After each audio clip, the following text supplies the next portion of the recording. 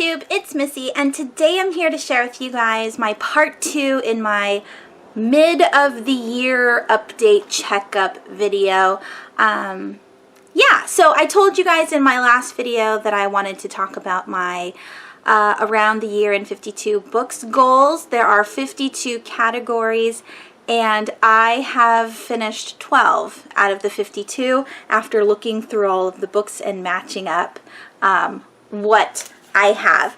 I am extremely excited to finish the rest of the challenges, and I think I can. I even wrote down a couple that I am looking forward to picking up in the next coming months. So yeah, let's get started. Basically what I'm going to do is I'm only going to read the categories that I have officially finished and just show you the book, and then we'll move on with our lives. All right, the second category of this challenge is a book with one of the 5 W's in the title: who, what, when, where, and why. Thank goodness Lala over at Books and Lala had her Buzzwordathon round 3, because in, what was it, April? May? I was able to complete that category.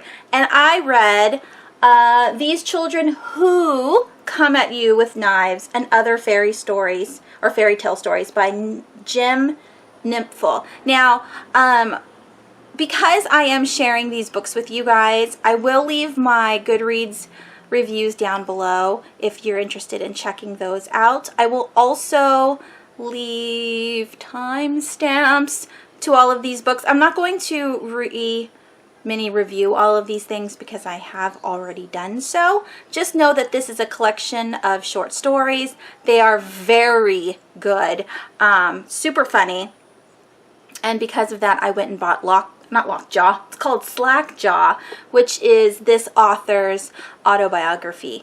I just want to know more about him. It's fascinating, and he's blind. I don't know how blind he is. You know, some people are legally blind but they can still see shadows. I don't know what it is, but I'm excited to read more about this person because I love that book. All right, number 3 in the challenge was a book where the author's name contains A, T, and Y. And again, during that Buzzwordathon, I got to read How to Ruin Everything, essays by George Watsky. A, T, and Y in his last name. Very awesome. And this, again, was really, really good. It's a bunch of childhood stories from this person, George Watsky. Down at the bottom, there's a little blurb from Lin-Manuel Miranda. Funny, subversive, with such brutally honest sentences that you find yourself nodding your head in wonder and recognition. I said this in a previous video. I really need to look up this guy and see what else he does, because he too is fun to read. All right, then we are jumping down to category 10, which is a book featuring a historical figure. Now, I am 10 pages away from finishing The Alienist by Caleb Carr. This is a historical fiction murder mystery, and one of our main characters is Theodore Roosevelt. Before he became the President of the United States, he was the president or the head of the police department in New York City. So this is amazing. I absolutely loved it. I'm sad that the sequel has mixed reviews, and the fact that it's in Stevie's POV, because, you know, Stevie's a side character that isn't very compelling to me. I would much rather hear more about Laszlo or even Sarah, see what she does in her future. I don't really care to know what Stevie thinks. But yeah, I'm really enjoying this. Love, love, love. The next category is number 11, and that is a book related to one of the 12 zodiac Chinese animals, either in the title, the cover, or the subject. And I have here Cujo by Stephen King. One of the Chinese zodiac animals is a dog. I could have used this book and had Rooster as my animal. I think I am a rooster. Yeah, I think this is the year I was born. I'm the year of the rooster. But I chose dog because I needed the rooster one for who. Excellent. Next, I have number 12. The category is number 12. A book about reading, books, or an author writer. This right here is The Truth and Other Lies by Sasha Arango. And this is about a wife who writes tons and tons and tons of books, and her husband takes credit for it. So he says that he's the writer of all of the books, and he goes on tour and talks about the books and everything, but it's actually his wife who is the writer of all the stories. Yes. All right, and now number 14. A book with a title, subtitle, or cover relating to an astrological term. I'm cheating just a tad. I chose bull for this. This is also Taurus, right? And the bull's real name is Asteron, and that's an astrological constellation. So constellation is also part of astrology. So it's a win-win. I really liked this book, 500 stars.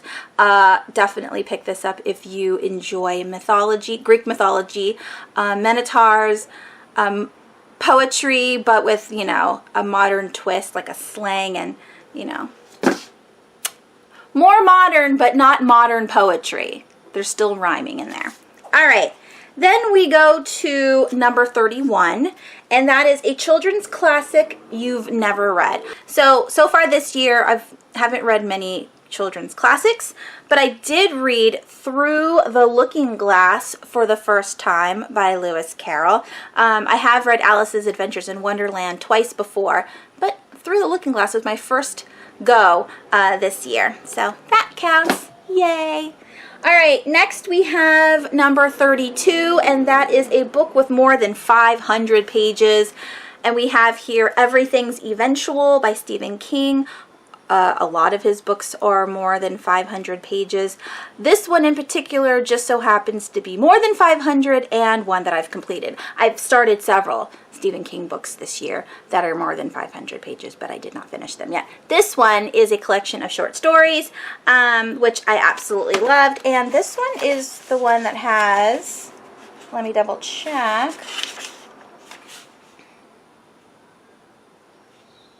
Does this one have?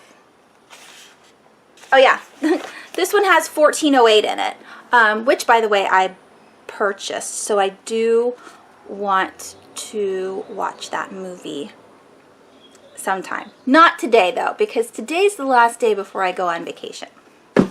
There you go. All right, number 33, or category 33, is a book you have owned for at least a year but have not yet read. I'm cheating just a tad. I have had this on my bookshelf for about 5 years. I finally finished it this year. And when it says that you had not read yet, I never finished this book. I started it back in 2014, read like 5 pages and then put it down and then picked it back up this year. Started from the beginning because I didn't remember anything. So I guess that counts. And read the whole thing through. I did buy this in 2014. So it's more than 5 years old. And then we have number 34, or category 34, a book with a person's name in the title. I did read Heidi this year. By the way, this is an abridged version of Heidi. I discussed that in my, when I did this wrap-up this year, because I read this, I think, back in January or February. I think it was January. This is the Puffin in Bloom edition, but it's like a kid's classic, or not a, I don't want to say kid's classic. It's abridged. It's abridged, and it's also changed slightly from the originals, and a lot of the terms that were used in the original, they changed in this one for some reason, which I absolutely hate. I'm keeping this book because my friend Penelope gave it to me, and also because it's super pretty, but other than that, I would never reread this particular edition again. because the original is better. But my original's front cover is ripped off because I bought it when I was in first grade. So I've loved it a lot. I've read it many times. All right, I am down to 2 more books, or 2 more categories. We're going to jump now to category number 40, and that is a book you stumbled upon. And that here is The Bedwetter by Lee Allen Howard. This is a journal of a budding psychopath. I was asked to read this book last month. I kind of stumbled upon it because I read the email and agreed to read this book, and I very much enjoyed it. So, highly recommend if you like super adult horror. It's very graphic. All right, and then the very last category that I completed so far this year is 52, which is a book with a weird or intriguing title, and that is Race Me in a Lobster Suit, Absurd Internet Ads and the Real Conversations That Followed. This is a weird book, and I gave it 2 stars. I didn't like it because I don't enjoy pranking people and lying to people for an extended period of time. I mean, I lie to my friends, like, oh, I'm gonna do a trick on you, but this is strangers, and it's not funny to trick strangers, in my opinion. So that's it. That wasn't too bad. Those are all of the books that I've read so far this year for this particular challenge. So that's 12 out of 52 books. I still have 40.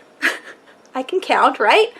52 subtract 12 is 40. I have 40 more books that I need to read from this list. And I think it's doable because I expect to read 50 more books this year.